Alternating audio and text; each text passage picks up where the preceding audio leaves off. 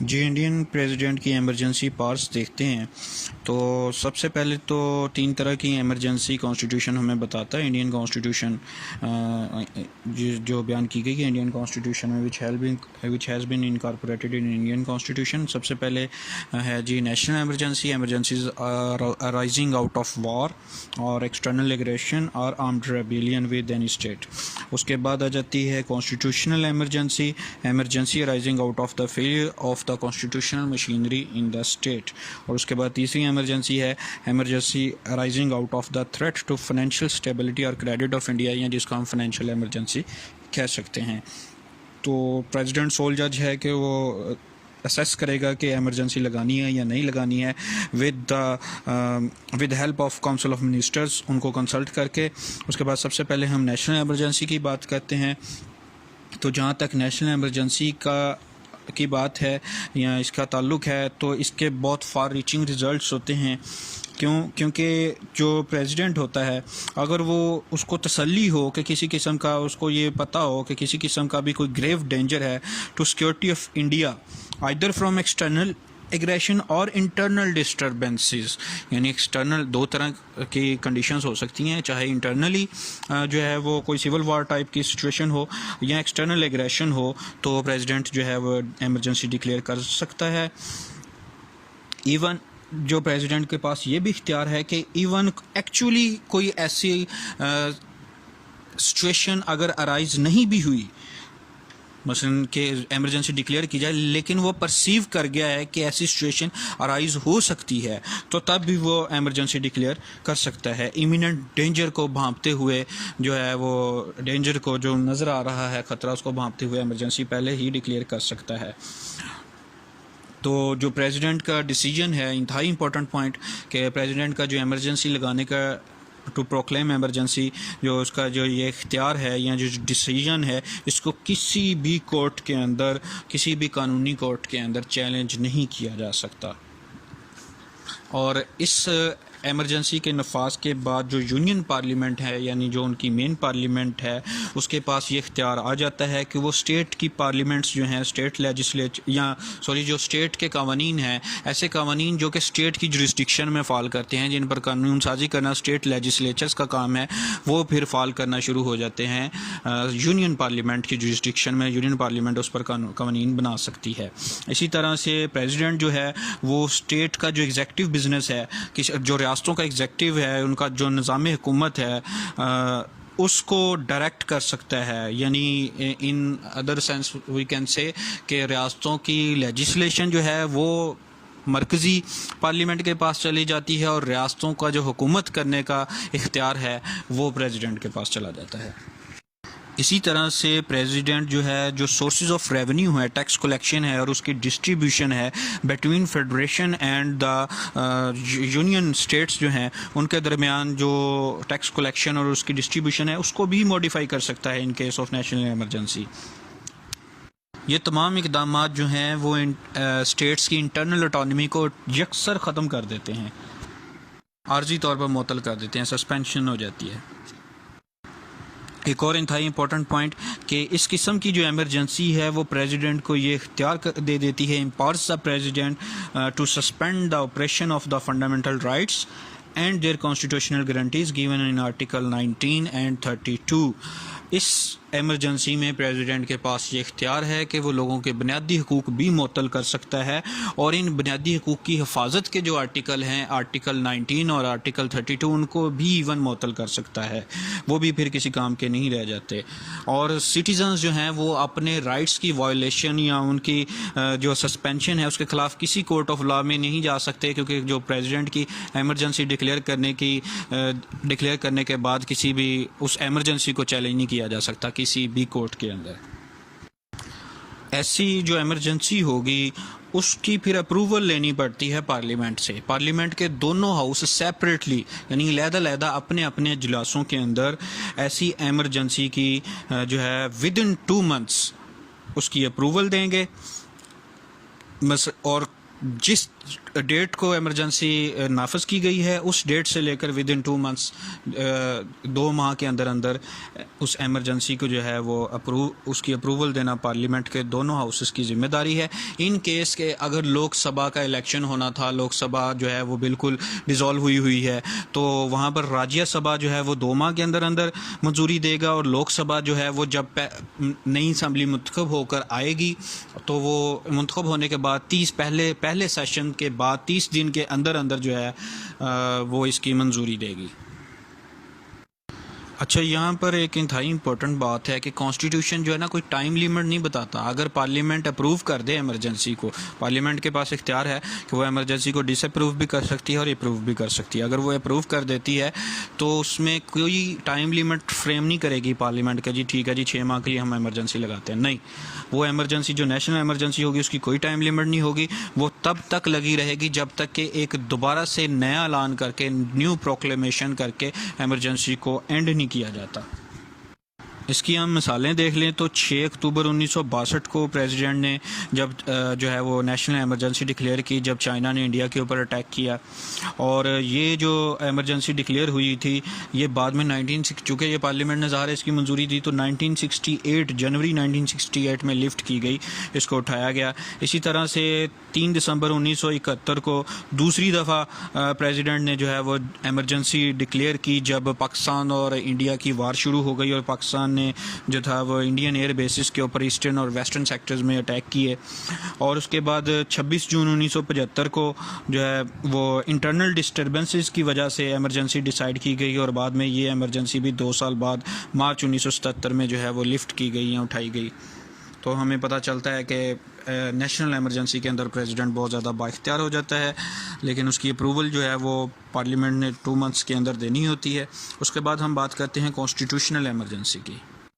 तो constitutional emergency में president के पास ये इख्तियार है कि अगर किसी स्टेट का गवर्नर जो है, गवर्नर वफाक का चूँकि नुमाइंदा होता है, वो रिकमेंड करता है या किसी भी ज़रिए से प्रेसिडेंट को पता चलता है कि जो स्टेट की गवर्नमेंट है वो इन अकॉर्डेंस विद कॉन्स्टिट्यूशन काम नहीं कर रही, गवर्नमेंट नहीं चला रही, तो और प्रेसिडेंट इस पर ट्रस्ट करता है इस रिपोर्ट के ऊपर, तो प्रेसिडेंट के पास ये इख्तियार है कि वो गवर्नमेंट के तमाम या गवर्नमेंट का कोई मखसूस इख्तियार जो है इस हवाले से ख़ुद के ऊपर एज्यूम कर सकता है, खुद हासिल कर सकता है, उसको खुद एक्सरसाइज करना शुरू कर सकता है। और इसी तरह से गवर्नर का जो इख्तियार है स्टेट के हवाले से, स्टेट गवर्नमेंट की बात कर रहा हूँ, और स्टेट गवर्नर जो होगा उसकी भी तमाम इख्तियारात या चंद इख्तियारात प्रेसिडेंट जो है वो खुद एक्सरसाइज करना शुरू कर सकता है after proclamation of such emergency, constitutional emergency. In the same way वो ये डिक्लेयर कर सकता है जी कि जो स्टेट लेजिस्लेचर है, जो उनकी रियासती असम्बली है, उसकी जो पावर है टू लेजिस्लेट, वो पावर जो है वो अब यूनियन पार्लियामेंट जो है वो इस्तेमाल करेगी। इसी तरह से जो रियासत की दीगर अथॉरिटीज़ हैं, जो दीगर एग्जेक्टिव्स हैं, उनकी किसी की भी जो अथॉरिटी है उसको भी वो सस्पेंड कर सकता है या ख़ुद एज्यूम कर सकता है उस अथॉरिटी को। स्वाय कुछ एक्सेप्शंस हैं, जैसे हाई कोर्ट जो है, हाई कोर्ट का रोल जो है वो प्रेसिडेंट खुद एज्यूम नहीं कर सकता, वो स्टेट लेजिस्लेचर को डिसॉल्व कर सकता है। और इसी तरह से जो स्टेट काउंसिल ऑफ मिनिस्टर्स होगी, जो रियासत की काबीना है, उसको भी वो डिसॉल्व कर सकता है, डिसमिस कर सकता है।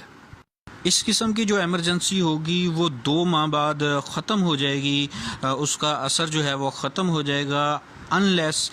If approved by the parliament in the mean while. अगर 2 माह के अंदर अंदर पार्लियामेंट उसको अप्रूव कर देती है तो वो जारी रहेगी, लेकिन यहाँ पर जो अप्रूवल है वो 6 माह से ज़्यादा नहीं होगा। नेशनल इमरजेंसी में अप्रूवल की कोई मुद्दत नहीं है, लेकिन कॉन्स्टिट्यूशनल इमरजेंसी के अंदर 6 माह की अप्रूवल है कि अगर तो पार्लियामेंट अप्रूवल दे देती है तो 6 माह के लिए इमरजेंसी जो है वो लगी रहेगी, अदरवाइज़ 2 माह के बाद जो है वो ख़त्म हो जाएगी। और इसको मज़ीद एक्सटेंड किया जा सकता है 6 months up to the maximum period of 3 years, यानी 6 माह की तोसी देकर देनी पार्लियामेंट ने ही है, इसको मैक्सिमम 3 ईयर्स तक कॉन्स्टिट्यूशनल एमरजेंसी किसी एक रियासत के अंदर लगाई जा सकती है। जितनी भी एक्सटेंशंस होंगी life of such an emergency और proclamation, that must be approved by parliament. अब हम फाइनेंशियल एमरजेंसी की बात करते हैं तो he may declare financial emergency if he is satisfied, अगर उसको ये इत्मीनान हो कि एनी जो थ्रेट है financial stability of the state as a whole और सम यूनियन और some parts of the union वो एट स्टेक हैं, तो वहाँ पर वो किसी एक पार्ट में या पूरी रियासत के अंदर फाइनेंशियल एमरजेंसी डिक्लेयर कर सकता है। ऐसी सूरत में वो स्टेट को, मुतलका स्टेट को, किसी भी स्टेट को जो है वो जो जैसी भी वो ज़रूरी समझता है, फिट समझता है, इंस्ट्रक्शंस जारी कर सकता है, उनको डायरेक्शंस दे सकता है फाइनेंशियल रिस्पॉन्सिबिलिटी के हवाले से, और इसी तरह से वो ऑर्डर कर सकता है सैलरीज़ और अलाउंसेस के अंदर उनमें रिडक्शन करने का ऑर्डर कर सकता है। तमाम सरकारी मुलाजमीन की कर दे या कुछ सर्टेन क्लासेस की कर दे, कुछ मुलाजमीन की कर दे। मसलन कह सकता है जी ग्रेड 17 से लेकर 22 तक के मुलाजमीन की तनख्वाह रिड्यूस कर दी जाए। ये भी कह सकता है कि सबकी तनख्वाह रिड्यूस कर दी जाए। ये कह सकता है कि जी सिर्फ फलां अदारों के जो अफराद हैं इनकी तनख्वाहें चूँकि ज़्यादा हैं इनको रिड्यूस कर दिया जाए। ये totally it's up to him.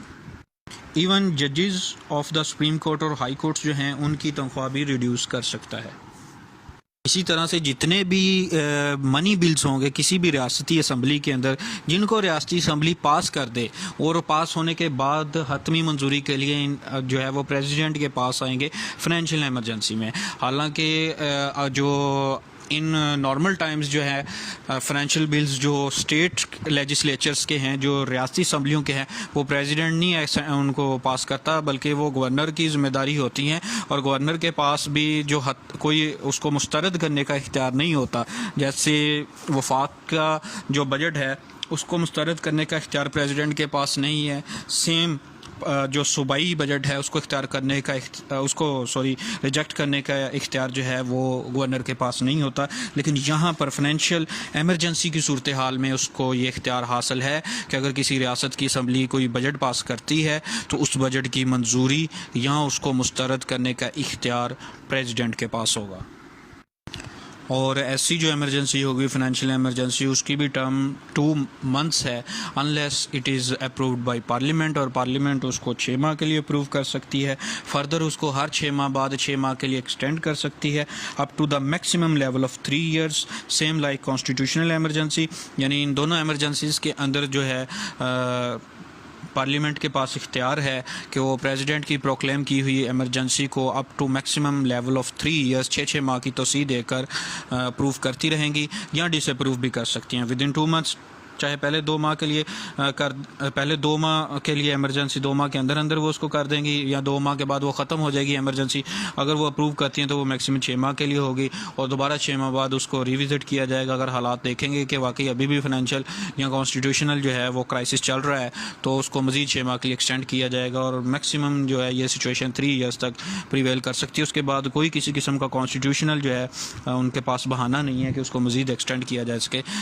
3 साल के बाद उसको अल्टीमेटली जो है वो अपलिफ्ट करना ही पड़ता है। ये टोटल जनाब इसके एमरजेंसी के इख्तियारात हैं। तो अगर ओवरऑल हम इसका एनालिसिस करें तो आम हालात के अंदर जो प्रेसिडेंट है वो तमाम इख्तियारात प्राइम मिनिस्टर की एडवाइस के ऊपर और जो काउंसिल ऑफ मिनिस्टर्स है उसकी एडवाइस के ऊपर इस्तेमाल करता है। गो कि इंडियन कॉन्स्टिट्यूशन के अंदर ओरिजिनली ये कहीं भी नहीं लिखा था कि वो लाजमी तौर पर प्राइम मिनिस्टर की बात मानेगा और उसकी बात का पाबंद होगा, उसकी एडवाइस का पाबंद होगा। लेकिन प्रेसिडेंट के पास ये इख्तियार है कि जितने भी डिसीजंस लिए जाते हैं कैबिनेट के अंदर वो तमाम डिसीजंस से इन्फॉर्म करना, उसको इन्फॉर्म रखना प्राइम मिनिस्टर की ज़िम्मेदारी है। यही वजह है कि 1980s के अंदर हम देखते हैं कि जो प्रेसिडेंट ज़ैल सिंह है उसने प्राइम मिनिस्टर को लेटर्स लिखे, और उनमें से एक लेटर जो है वो लीक हो गया, मीडिया के हत्थे चढ़ गया, और उस लेटर में उसने प्राइम मिनिस्टर को जो है वो एक तरह से धमकी दी हुई थी और उसको वार्न किया हुआ था कि तुम मुझे जो है उससे शिकायत की हुई कि तुम मुझे जनाब इससे बाखबर नहीं रखते हो, कैबिनेट जो भी डिसीजंस लेती है उससे मुझे बाखबर नहीं रखा जाता। तो एक तरह की ना एक कॉन्स्टिट्यूशनल क्राइसिस वहाँ पर होने वाला था, और ये कहा जाता था कि it was hotly debated that president may dismiss the prime minister and dissolve the cabinet. ये रूमर्स पार्लियामेंट में तब चल रही थी। लेकिन बाद में जो है वो डिसएग्रीमेंट्स और डिफरेंसेस को जो था वो दोस्ताना तरीके से और हैप्पीली रिजॉल्व कर लिया गया, जिसके बाद कॉन्स्टिट्यूशनल क्राइसिस को एक तरह से वर्ट कर दिया गया, बच गए कॉन्स्टिट्यूशनल क्राइसिस से, वरना वहाँ पर पाकिस्तान जैसी सूरत हाल होना शुरू हो जानी थी। बहरहाल जो 42nd अमेंडमेंट है उसने मज़ीद क्लैरिटी इसमें पैदा कर दी है कि जो प्रेसिडेंट है वो बाउंड है कैबिनेट की एडवाइस को फॉलो करने। क्लियरली रिटन है कि ही दैट द पढ़ देता हूँ statement, it has been clearly written that the president will be bound by the advice given by the cabinet and he can not go against the advice of the cabinet. इस तरह से अगर legally देखा जाए तो president जो है उसकी पोजीशन रिड्यूस होकर एक टिटुलर हेड की तरह बन गई है, क्योंकि अब लाजम है 42वीं तरमीम के बाद कि कैबिनेट की एडवाइस के बगैर वो कोई काम नहीं कर सकता, और कैबिनेट की एडवाइस जो है उसको फॉलो करना उसके लिए लाजिम है। तो बहरहाल कंक्लूजन में वही लिखेंगे, in the words of Jawaharlal Nehru, that the president enjoys no powers but he can exercise a lot of influence. जी अस्सलाम वालेकुम।